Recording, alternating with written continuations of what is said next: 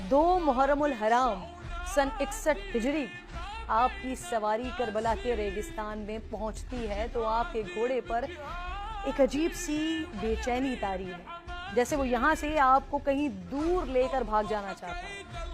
آپ نے پوچھا کہ یہ کون سا مقام ہے تو معلوم ہوا کہ یہ سرزمین کربلا ہے۔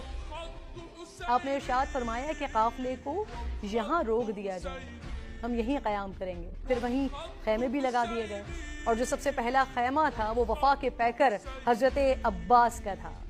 حضرت عباس علمدار کربلا کے میدان میں حضرت امام حسین کی فوج کے علمدار تھے۔ یزیدی فوج نے امام کی فوج کے راستے میں پڑاؤ ڈال دیا۔ یزیدی فوج کی طرف سے ایک قاصد حضرت امام حسین کی خدمت میں حاضر ہوا۔ پیغام تھا کہ یا تو یزید کی بیعت کر لیں یا پھر جنگ کے لیے تیار ہو جائیں۔ 2 محرم کا دن آیا، شمر نے حکم دیا کہ خیمے ہٹا دیے جائیں۔ کہتے ہیں غازی نے جیسے سنانا، لشکر والے کہتے ہیں اتنا جلال ہم نے کبھی عباس کے چہرے پہ نہیں دیکھا۔ تلوار نکالی، لکیر کھینچی کہ اگر کسی میں جرت ہے تو لکیر کو پار کر کے دکھائے۔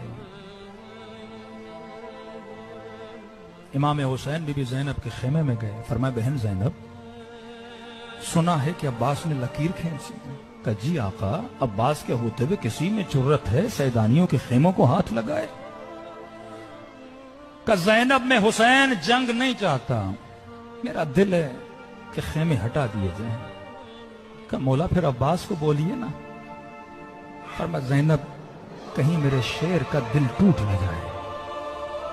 آج ماہ محرم کی پہلی جمعرات ہے، دعا مانگتے ہیں یا میرے مولا، مولا حسین اور میدان کربلا کے شہیدوں کے صدقے ہم سب کو وہ عطا کر دے جس کی ہم سب نے آپ سے امیدیں لگائی ہوئی ہیں۔